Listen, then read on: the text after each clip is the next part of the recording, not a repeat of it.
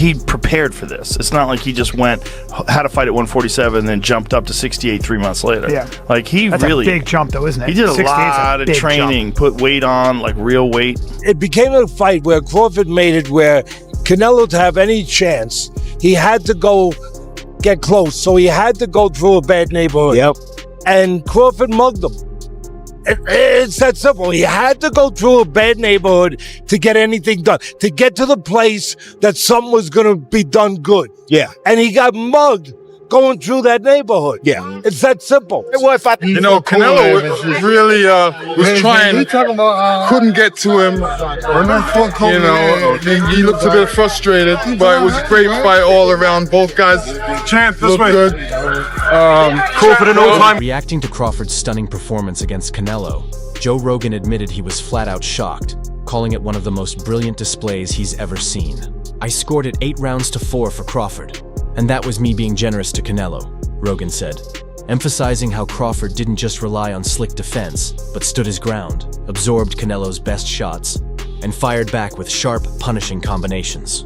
Everyone expected Crawford's skill and fight IQ, but what nobody anticipated was his ability to eat those trademark Canelo power punches and shake them off like they were nothing, proving once again that he's operating on another level. I think it'll happen pretty soon though. I think he'll have a bit of time off and we'll see what happens. Do you think Crawford will stay out of the way or should stay out of the way? I reckon he will stay it because he looked good at it, he looked strong at it. Did he seem hurting there at all? Nah, not at all, man. He was eating them punches, bro. I was shocked, but he's a GOAT. He's one of the GOATs. Hamza, I want to apologize on behalf of Terence Crawford. He just messed up your bag, man. I know, bro. He messed up your bag. What's up? His footwork was good enough to help him avoid Canelo's power shots. Rogan didn't hold back in breaking down Crawford's shocker against Canelo, saying the fight proved not only Crawford's brilliance, but also his underrated toughness. His footwork kept him clear of most of Canelo's bombs, but when the shots did land, Crawford ate them, bounced back instantly, and kept pressing, revealing a granite chin that no one had truly appreciated until now. Rogan noted that the judges leaned a little too heavily in Canelo's favor, despite the stats showing Crawford's dominance.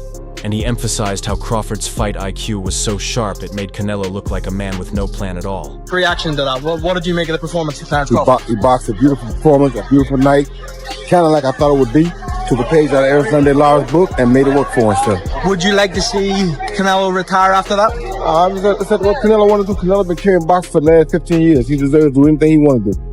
Terence Crawford stunned Canelo in a way few thought possible, leaving him looking lost and reduced to survival mode before a roaring crowd of 70,000 Alvarez supporters inside Allegiant Stadium. Moving up 2 weight classes, the undefeated 37-year-old put on a masterclass that cemented his pound-for-pound supremacy, blending skill, defense, timing, and power with flawless execution. By the final bell, a battered 35-year-old Canelo was hanging on as the pro-Alvarez crowd fell silent. Though the judges returned closer cards than expected at 116-112, 115-113, and 115-113, the night still marked a career-defining showcase for Crawford, a performance destined to be etched into boxing history. Great fighter, skilled fighter, and I get the credit to Crawford, obviously, and I feel great. I feel the same. Terence Crawford and Shakur Stevenson. I really Canelo Alvarez. Man, I knew it. I knew it already. I had been you as the face of boxing because of that. I saw how his body felt about 168. "I'm not here by coincidence," said Crawford, draped in the World Boxing Association's "Not here by coincidence," Crawford declared. Draped in the WBA, WBC, WBO, and IBF super middleweight belts as the arena roared. Dropping to his knees when his hand was raised, the champion was visibly overcome with emotion. Yet even in the glow of his 42nd consecutive professional victory, the Omaha star hinted at the possibility of stepping away, admitting he would need to sit down with his team before deciding on his future. Tio, what'd you think, man? What I think, I was right. I think I called it right, but I just said that he'll edge it. Yeah. Nah, but he really showed out. Yeah. I was right, though. You said you said that Canelo's feet were very heavy, bro. In this fight, they look super heavy, bro. His feet, like, I've never seen him like that, bro. You just... Fighting on Mexican Independence Day weekend, Alvarez entered his 68th bout with the weight of national pride on his shoulders. But in suffering just the 3rd defeat of his career, he ran into a generational great. "I feel great to share the ring with fighters like him. If we do it again, it'll be great," Alvarez said, insisting his legacy was secure and that he relishes taking risks because of his love for boxing. In a bold twist, Crawford made his entrance accompanied by a mariachi band, an unexpected move that had Mexican fans singing along, unaware until his image flashed on the big screen, drawing a grin from the challenger. Sir, what do you think made the difference? Back in that ring, King. The speed, really. Yeah. I think it was the main factor. Canelo couldn't really keep up with him. He was too fast. His feet, footwork was too good. Do you think the scores was right on, or do you think maybe it was a little more towards Bud? Alvarez responded with his own mariachi entrance, the brass and strings echoing as he soaked in the adoration of his fans. After a measured opening round, Crawford began to seize control, using his reach, movement, and pinpoint counterpunching to set the tone. Questions lingered about whether he could withstand Alvarez's power. But when Canelo dug a shot to the body in the fourth, Crawford answered instantly with 2 uppercuts and a crisp right hook, showing no fear. Even a heavy right hand in the final seconds of the round drew only a defiant smile from Crawford. By the 6th, he was gliding around the ring, landing sharp combinations with ease, and in a city where Alvarez had built a fortress over 2 decades and 20 fights, it was clear by the halfway mark that this battle was slipping away from him. It was great.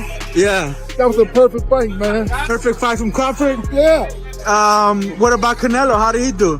Well, you know, I mean, you know, it was the perfect fight what is his name? It's Canelo. The side was lined with stars, from boxing greats Mike Tyson, Evander Holyfield, and Thomas Hearns to celebrities like Lizzo and Mark Wahlberg, all watching as the 9th round erupted into a spectacle. Meeting at the center, Alvarez and Crawford traded punches in a furious exchange briefly halted by an accidental clash of heads. In Alvarez's corner, desperation began to show, with longtime trainer Eddie Reynoso urging, "We have 3 rounds to blow him up." But as the championship rounds unfolded, it was Crawford. He did that. So easy work. He almost got the 11-round stoppage. Yeah. I told y'all he is a monster. Yeah. Listen, man, Canelo's a good fighter, man. Yeah. But he made the fight look normal, guys. Yeah. He made it look normal. Canelo left out of face with his cherry red face. Yeah. You know what I'm saying? I mean, Jabs and combinations flew as Alvarez pressed forward, but Crawford calmly picked him apart, his footwork exposing Canelo's fatigue. Over 15 rounds, it felt inevitable Crawford would have stopped him. Yet even in 12, the judges' scorecards came uncomfortably close. Still, Crawford had promised all fight week that he would find a way past Alvarez, and he delivered in style. Though long considered unlikely with both men in different weight classes, the sheer magnitude of Alvarez's commercial power and Crawford's spotless record transformed this into a true super fight. And in victory, Crawford etched his name deeper into history. Now a 5-weight world champion, adding undisputed titles at light welterweight and welterweight to his crowning achievement. Tremendous night for boxing. Yeah. And he had a game plan, he performed, and he deserves all the recognition. Yeah. What would you like to see next from him? To have a nice vacation and enjoy the moment. Yeah. Let him rest. He deserves all the time. Yeah. Achieving this, Crawford mirrored the path of his friend Claressa Shields, ringside on the night, who remains the pioneer of women's boxing with undisputed titles across 3 divisions. With the fight broadcast worldwide on Netflix to a potential audience of over 300 million, Crawford's stardom now has the chance to reach unprecedented heights.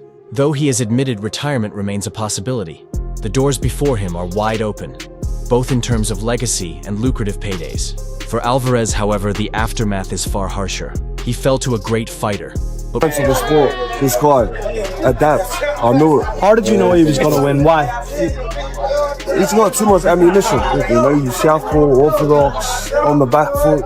That's what changes good from great, is knowing how to adapt. You know, he's back foot, front foot, that's the difference. Gavin Haney said he it was a gamble that backfired. But after 2 decades at the pinnacle of the sport, the Mexican icon has little left to prove. His legacy is already cemented, and when the time comes to step away, it will be on his own terms. I'm a winner for being here. The fact that I'm here makes me a winner. I take risks, and that's what I did, Alvarez reflected. Across from him, Crawford entered the bout with a flawless 41-0 record, yet carried the weight of doubt, many believing the size and power gap would overwhelm him. Even respected voices like Carl Froch dismissed his chances early on.